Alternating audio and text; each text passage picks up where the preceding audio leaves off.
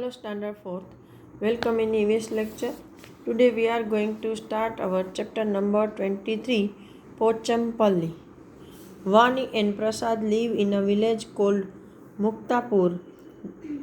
Their home is always filled with bundles of bright colored threads. Their mother and father and everyone else in the family are weavers. The weaving that they do is very beautiful and special. वानी और प्रसाद है वो दोनों शायद भाई बहन हैं जो कि एक छोटे से गांव में रहते हैं जिसका नाम है मुक्तापुर। और उसका जो घर है वो हमेशा चमकते चमकीले जो धागे होते हैं उसके बंडलों से भरा होता है। उसकी माँ और उसके पिताजी हैं और घर के जो भी दूसरे लोग हैं सभी हैं वो वीवर्स है। वीवर मतलब बुनकर, जो कपड़ा बुनते हैं, कपड़ा बनाते हैं। और ये जो कपड़ा वो बुनते हैं वो बहुत ही ज़्यादा खूबसूरत और स्पेशल होता है क्योंकि शायद वो सिल्क का कपड़ा बनाते हैं। Muktapur village is in the Pochampally town Mandal of Telangana. Most of the families in this town are weavers. That is why the special cloth that they weave is called Pochampally. कि ये जो मुक्तापुर गांव है वो पोचमपल्ली टाउन में के अंडर में आता है जो कि तेलंगाना का एक टाउन है। इसलिए यहाँ पर जो कपड़ा बनाया जाता है उसको पोचमपल्ली क्लॉथ बोलते हैं। और ये जो मुक्तापुर है उस गांव के लगभग सभी लोग वीवर्स हैं और वो स्पेशल तरह का कपड़ा बुनते हैं। The villagers have been doing this work from a long time. Vani and Prasad parents learned weaving from their elders. और ये जो मुक्तापुर गांव के लोग हैं वो ये पोचमपल्ली कपड़ा बुनने की जो कला है वो बहुत लंबे समय से करते आ रहे हैं। और प्रसाद और वानी के पेरेंट्स ने भी ये उनके भी एल्डर्स से, उनके भी पेरेंट्स से सीखा है। देखो यहाँ पर आपको ये उसकी साड़ियाँ दिखाई दे रही है सिल्क की, ये चमकीला सिल्क ही है। यहाँ पर देखो कैसे उसके धागे निकाले जाते हैं, पैक किया जाता है, यहाँ पर उसको बुना जाता है। ये उसकी शायद तख्तियाँ हैं उसमें थ्रेड लगाने की। तो ये है सारे process of making Pochampally saris. ये पोचमपल्ली साड़ी बनाने की पूरी प्रोसेस है। Now Vani and Prasad also help their parents after coming back from school. This weaving require hard work and many different things have to be done before actually weaving. कि अभी वानी और प्रसाद थोड़े बड़े हो गए तो वो स्कूल से आने के बाद अपने पेरेंट को मदद करते हैं। और ये जो वीविंग का काम है उसमें बहुत सारे मेहनत की ज़रूरत पड़ती है और बहुत सारी अलग अलग तैयारियां करनी पड़ती है। आप उसका कपड़ा बुनो उससे पहले तो उसका जो थ्रेड होता है उसमें से कपड़ा कैसे बनता है, पोचमपल्ली साड़ी कैसे बनती है, पूरी प्रोसेस यहाँ पर दी है। Father bring bundles of thread from Pochampally town. Mother then put this thread in boiling water to wash away the dirt and the stains. Then everybody worked to dye the thread with bright colors. These threads are then dried and rolled into bundles. These bundles are put onto looms and the cloth is woven. Silk cloth and silk sarees are woven from the silk thread. Cotton threads is used to weave cotton sarees, cloth, seeds etcetera. तो इसमें पहले तो उसके जो father हैं वो बाजू के पोचमपल्ली गांव में से जो धागे होते हैं उसके बहुत सारे बंडल लेके आते हैं। फिर उसकी माँ उस बंडल को गर्म पानी में डालकर उसमें से गंदगी और कचरा निकालती है, धूल मिट्टी निकाल देती है। फिर घर का हर एक इंसान है वो उसको डाई करता है, उस कलर को उस थ्रेड को कलर करता है और वो कलर वो ब्राइट लेते हैं, मतलब चमकीले। और फिर उस धागों को सुखाया जाता है और फिर उसको वापस बंडल बनाए जाते हैं।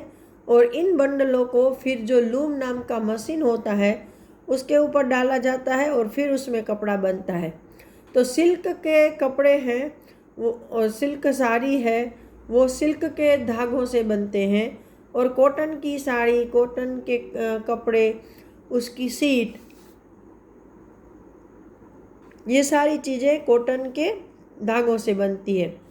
Loom has many needles, the size and number of the needles change according to the design. The weavers weave the beautiful Pochampalli sarees in bright colors. Though their traditional craft, they have made their region world famous. ये जो loom है उसमें बहुत सारी सुइयाँ होती है, और उसकी जो साइज़ और कितने नंबर की सुइयाँ लगेगी वो सब जो डिज़ाइन वो लोग साड़ी में बनाते हैं, कपड़े में, उसके अनुसार चेंज होते रहते हैं। और ये जो वीवर्स हैं, बुनकर हैं, वो बहुत खूबसूरत पोचमपल्ली साड़ी है वो ब्राइट कलर से बनाते हैं।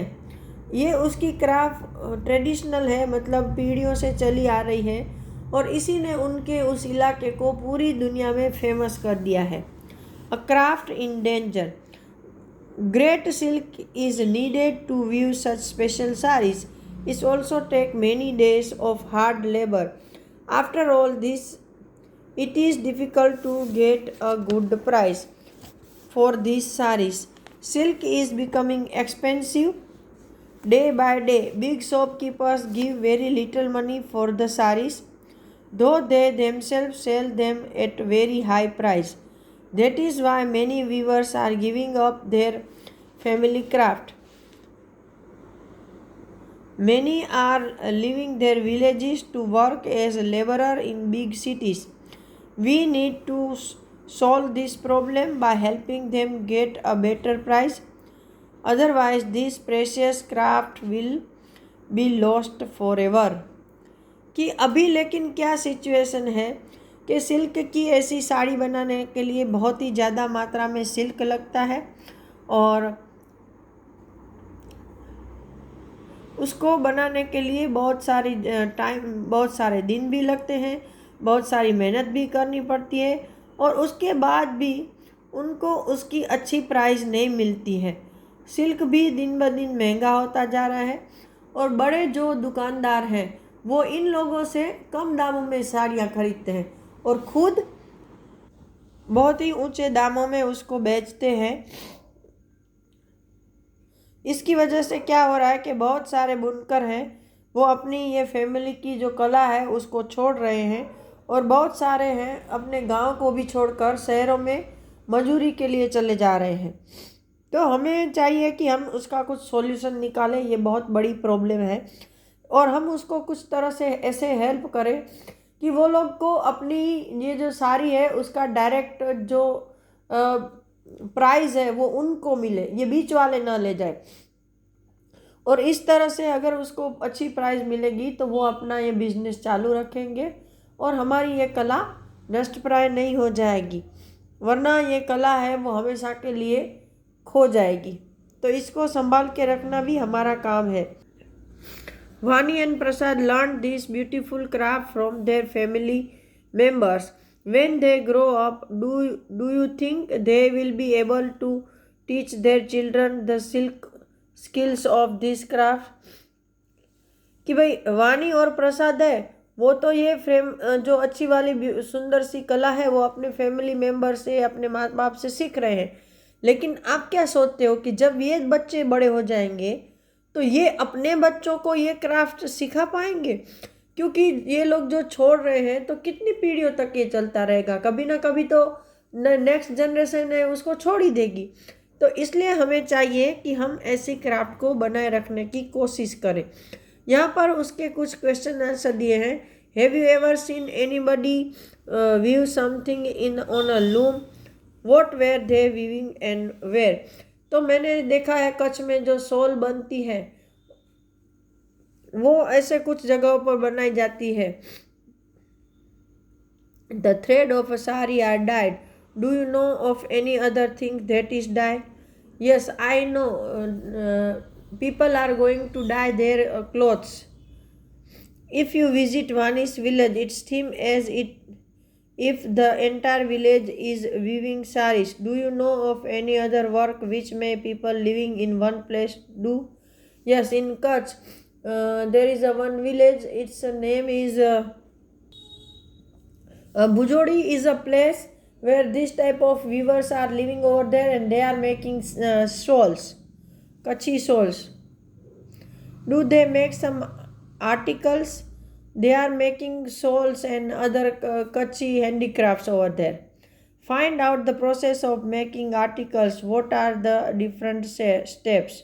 So I don't know the step of this type of things. Do men and women do different kind of work to make these articles? Yes, both are making these things. Do children also contribute in making these articles? No, I think children are not helping them. Talk to an ironsmith, carpenter, and a potter about the nature of their work.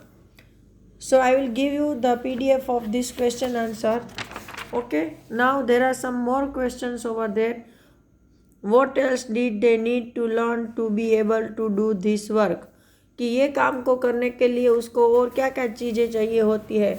So first of all they have to learn their craft, nothing else. And yes, if they are trading them, then they have to just able to make the calculation of money. Have they taught this work to anybody in their family or to anyone else? कि भाई उन्होंने ये कला किसी और को सिखाई है, तो वो तो हमको नहीं पता है. और यहाँ पर आपको एक टेबल दिया है कि अलग अलग तरह के वर्क है और वो पीपल है उसको क्या बोलते हैं और वो उस कहाँ से सीखते हैं. तो इसकी PDF मैं आपको भेज दूँगी. इसके साथ ये लेक्चर ख़त्म होता है. अगले लेक्चर में हम नया चैप्टर करेंगे. Till that time, good bye.